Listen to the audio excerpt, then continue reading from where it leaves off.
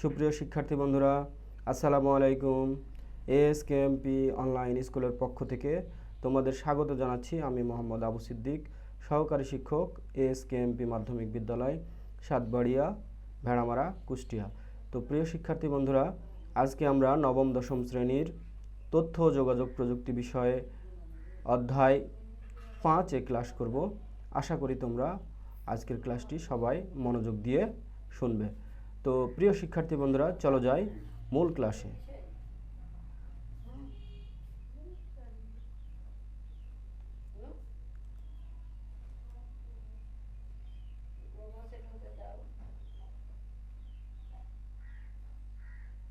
তো প্রিয় শিক্ষার্থী বন্ধুরা, এসো ছবিগুলো দেখি। তোমরা এখানে কিছু সফটওয়্যারের ছবি দেখতে পাচ্ছ। তো প্রিয় শিক্ষার্থী বন্ধুরা, এখানে তোমরা মাইক্রোসফট পাওয়ার পয়েন্টের লোগো দেখছো। তো আজকে আমাদের পাঠের বিষয় প্রেজেন্টেশন সফটওয়্যার। শিখন ফল। এই পাঠ শেষে শিক্ষার্থীরা প্রেজেন্টেশন সফটওয়্যার কি তা বলতে পারবে, প্রেজেন্টেশন সফটওয়্যার এর গুরুত্ব ব্যাখ্যা করতে পারবে, প্রেজেন্টেশন সফটওয়্যার ব্যবহারের কৌশল বর্ণনা করতে পারবে ও প্রেজেন্টেশন সফটওয়্যার ব্যবহার করে বিভিন্ন কাজ সম্পাদনা করতে পারবে। এখানে তোমরা দেখো, ছবি দেখতে পাচ্ছ দুটো। পাওয়ার পয়েন্টের সাহায্যে লেখা, ছবি, অডিও, ভিডিও, গ্রাফ ইত্যাদির সমন্বয়ে আকর্ষণীয়ভাবে তথ্যাদি তুলে ধরা যায়। প্রকৃতপক্ষে আমরা সভা, সেমিনার, সিম্পোজিয়াম, কর্মশালা ইত্যাদিতে কার্যকরভাবে তথ্য তুলে ধরার জন্য পাওয়ার পয়েন্ট সফটওয়্যারটি খুব সহজে ও চমৎকারভাবে ব্যবহার করা যায়। এদিক থেকে পাওয়ার পয়েন্ট সফটওয়্যারটির বিকল্প নেই বললেই চলে। এজন্য বিভিন্ন সভা, সেমিনার, সিম্পোজিয়াম, কর্মশালা ইত্যাদিতে তথ্য উপস্থাপনের জন্য সফটওয়্যারটি সর্বাধিক গুরুত্ব পেয়ে থাকে। পাওয়ার পয়েন্ট ফাইলকে বলা হয় প্রেজেন্টেশন। তো প্রিয় শিক্ষার্থী বন্ধুরা, তোমরা জানো বর্তমানে ডিজিটাল বাংলাদেশে বিভিন্ন ক্ষেত্রেই এই পাওয়ার পয়েন্ট ব্যবহার হচ্ছে। এমনকি বিভিন্ন অফিস আদালতের অফিসের বিভিন্ন কাজ সম্পাদনের জন্য বার্ষিক রিপোর্ট, সাপ্তাহিক রিপোর্ট, মাসিক রিপোর্ট ইত্যাদি রিপোর্টগুলো আমরা পাওয়ার পয়েন্ট প্রেজেন্টের মাধ্যমে তৈরি করতে পারি। প্রেজেন্টেশনের এক একটি অংশকে বলা হয় এক একটি স্লাইড। মাইক্রোসফট ওয়ার্ড প্রোগ্রামে যেমন একটি ফাইলের মধ্যে অনেক পৃষ্ঠা থাকে, তেমনি একটি প্রেজেন্টেশনে একাধিক স্লাইড থাকতে পারে। একাধিক স্লাইড বিভিন্ন বিশিষ্ট একটি পৃষ্ঠাকে আমরা বলি হ্যান্ডআউটস। পরিকল্পিতভাবে একটি পাওয়ার পয়েন্ট প্রেজেন্টেশন তৈরি করার জন্য খসড়া করে নিতে হয়। এই খসড়াকে বলা হয় স্লাইড লেআউট। তো প্রিয় শিক্ষার্থী বন্ধুরা, এখান থেকে তোমরা অনেকগুলো জিনিস জানলে। এক হলো স্লাইড কাকে বলা হয়। স্লাইড হচ্ছে যে প্রেজেন্টেশনের এক একটি অংশকে বলা হয় স্লাইড, আর একাধিক স্লাইড বিশিষ্ট একটি পৃষ্ঠাকে বলা হয় হ্যান্ডআউটস। এরপরে দেখো, পরিকল্পিতভাবে একটি পাওয়ার পয়েন্টে প্রেজেন্টেশন তৈরি করার জন্য খসড়া করে নিতে হয়, আর এই খসড়াকে বলা হয় স্লাইড লেআউট। তো প্রিয় শিক্ষার্থী বন্ধুরা, তোমরা দেখো পরবর্তীতে এখানে তোমরা দেখতে পাচ্ছ যে পাওয়ার পয়েন্ট প্রোগ্রাম কিভাবে খোলা যায় তার একটা চিত্র। এখানে তোমরা যে এইটা দেখতে পাচ্ছ, আচ্ছা, উইন্ডোজ চিহ্ন, এখানে ক্লিক করতে হবে। তোমরা মার্কিং করে দেখতে পাচ্ছ। এখান থেকে মাইক্রোসফট পাওয়ার পয়েন্টে যেতে হবে। মাইক্রোসফট অফিস থেকে মাইক্রোসফট পাওয়ার পয়েন্টে যেতে হবে। এরপরে দেখো তোমরা স্লাইড কিভাবে তৈরি করব। প্রথমে হোম থেকে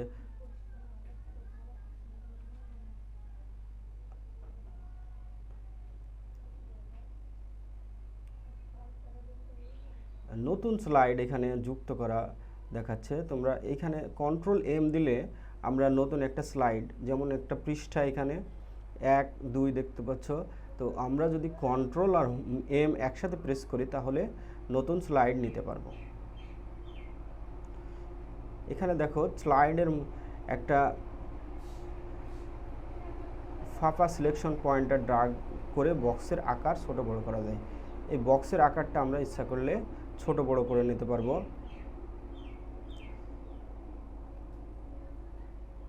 এরপরে তোমরা দেখো একক কাজ, পাওয়ার পয়েন্ট প্রোগ্রাম খোলার প্রক্রিয়া বর্ণনা করো। প্রেজেন্টেশন সেভ বা সংরক্ষণ কিভাবে আমরা করব।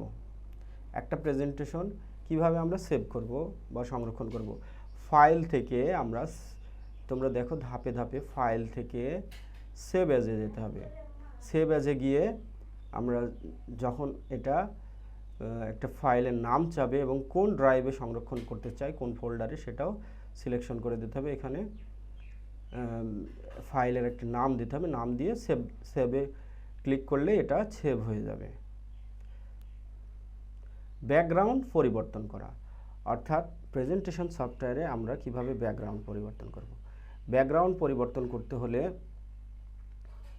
প্রথমে আমরা কোথায় যাব, দেখো এখানে প্রত্যেকটা ধাপ তোমাদের দেওয়া আছে। এখান থেকে আমরা মূলত ডিজাইনে যাব। ডিজাইনে গেলে বিভিন্ন ডিজাইনের আমরা ব্যাকগ্রাউন্ড পরিবর্তনের চিত্র পাবো। সেখান থেকে ফরম্যাট ব্যাকগ্রাউন্ড নামে একটা অপশন রয়েছে, সেখান থেকে আমরা বিভিন্ন অপশন পাবো। এইখান থেকে আমরা ব্যাকগ্রাউন্ডের কালার পরিবর্তন করে নিতে পারবো, বা ব্যাকগ্রাউন্ড নির্দিষ্ট যে ব্যাকগ্রাউন্ড ডিজাইনে দেওয়া আছে সেগুলোও নিতে পারবো। এখানে দেখতে পাচ্ছ তোমরা টেক্সচার অপশনের একটি background, picture, texture fill, pattern fill. এখানে প্যাটার্ন, বিভিন্ন প্যাটার্নের ব্যাকগ্রাউন্ড পরিবর্তন করার অপশন রয়েছে, সেখান থেকে তোমরা চেঞ্জ করে নিতে পারবে। তো প্রিয় শিক্ষার্থী বন্ধুরা,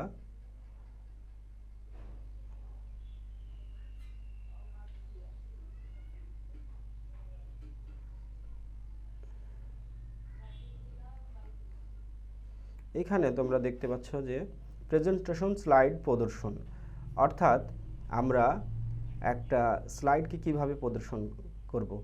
মূলত আমরা F5 প্রেস করে স্লাইড প্রদর্শন করতে পারি, অথবা স্লাইড শোয়ে গিয়ে আমরা স্লাইড শো অপশনটি ক্লিক করেও আমরা প্রেজেন্টেশন স্লাইড প্রদর্শন করতে পারি। অথবা এখান থেকে বের হয়ে যেতে হলে স্কেপ ESC এই অপশনটি বা এই কিবোর্ড থেকে একটা চাপ দিলেই আমরা স্লাইড প্রদর্শন থেকে বের হয়ে যেতে পারবো। প্রেজেন্টেশনে স্লাইডস বা ছবি যুক্ত করা, কিভাবে আমরা একটা প্রেজেন্টেশনে স্লাইড বা ছবি যুক্ত করব। প্রথমে আমাদের ইনসার্ট, এখানে দেখো তোমরা ইনসার্টে যেতে হবে। ইনসার্ট থেকে কম্পিউটারের ভিতরে যে ছবিটি আমরা এখানে যুক্ত করতে চাই সেই ছবিটিকে সিলেক্ট করে দিতে হবে। ছবিটিকে সিলেক্ট করে ইনসার্ট অপশনে ক্লিক করলেই দেখো এখানে তোমরা ধাপে ধাপে দেখতে পাচ্ছ ইনসার্ট থেকে কম্পিউটারের ভিতরে যে ড্রাইভে তোমার ছবি রয়েছে সেই ছবিটি সিলেক্ট করে ইনসার্টে ক্লিক করলেই ছবিটি এখানে ইনসার্ট হয়ে যাবে। স্লাইডে ট্রানজিশন যুক্ত করা, একটা স্লাইডে কিভাবে আমরা ট্রানজিশন যুক্ত করব সেটা আমরা দেখব। তো এইখানে দেখো ট্রানজিশন অপশন রয়েছে, সেখান থেকে বিভিন্ন ধরনের ট্রানজিশন রয়েছে। সেই ট্রানজিশন সিলেক্ট করে আমরা ট্রানজিশন যোগ করতে পারবো। লেখায় ট্রানজিশন প্রয়োগ, এখানে দেখো অ্যানিমেশন, বিভিন্ন অ্যানিমেশন রয়েছে। এই অ্যানিমেশনগুলো আমরা বিভিন্ন লেখায় যুক্ত করতে পারি। এখানে অনেকগুলো ট্রানজিশন রয়েছে, তোমরা দেখতে পাচ্ছ appear, fade, fly in, floating, split, wipe, shape, wheel. তো এইগুলোর বাইরেও আরও কিছু আছে, যেমন more entrance effect, more emphasis effect. এখান থেকেও আমরা বিভিন্ন ধরনের অ্যানিমেশন নিয়ে লেখায় যুক্ত করতে পারবো। ট্রানজিশনের শব্দ প্রয়োগ, আমরা কিভাবে ট্রানজিশনে শব্দ প্রয়োগ করতে পারি। তো এখানে দেখো তোমরা ট্রানজিশন থেকে সাউন্ড নামে একটা অপশন রয়েছে, সেখানে যেতে হবে। সেখানে গিয়ে আমরা এখান থেকে ট্রানজিশনে শব্দ যুক্ত করতে পারবে। সাউন্ড, নো সাউন্ড দেওয়া আছে, এখান থেকে তোমরা বিভিন্ন ধরনের সাউন্ড আছে সেই সাউন্ডগুলো যুক্ত করা যাবে। স্লাইডে ভিডিও যুক্ত করা। একটি স্লাইডে ভিডিও যুক্ত করতে হলে আমাদের কি করতে হবে? প্রথমে ইনসার্টে যেতে হবে, ইনসার্ট থেকে ভিডিও থেকে আমরা যে ভিডিওটা দিতে চাই সেই ভিডিওটা সিলেক্ট করে ইনসার্ট করে দিতে হবে, তাহলে ভিডিওটি যুক্ত হয়ে যাবে। জোড়াই কাজ, প্রেজেন্টেশন সফটওয়্যারের গুরুত্ব ব্যাখ্যা করো। মূল্যায়ন, কোথায় ক্লিক করলে বক্সের সিলেকশন চলে যাবে? বক্সের ডানে, বক্সের বামে, বক্সের বাইরে, বক্সের মাঝে? বক্সের বাইরে। স্লাইডের বাম পাশে স্লাইডের যে ছোট সংরক্ষণ দেখা যায় তাকে কি বলা হয়? স্লাইড ভিউ, থাম্বনেল, ভিউ সেকার, ওয়ার্ড সেকার, একে বলা হয় থাম্বনেল। বাড়ির কাজ, প্রিয় শিক্ষার্থী বন্ধুরা, তোমাদের বাড়ির কাজ একটি পাওয়ার পয়েন্ট প্রেজেন্টেশন তৈরির ধাপগুলো ব্যাখ্যা করো। প্রিয় শিক্ষার্থী বন্ধুরা, আজকে আমরা একটি গুরুত্বপূর্ণ একটি ক্লাস করলাম। আশা করি তোমাদের সবার ক্লাসটি ভালো লেগেছে। তো পরবর্তী ক্লাস দেখার আমন্ত্রণ জানিয়ে আজকের মতো বিদায় নিচ্ছি। আল্লাহ হাফেজ।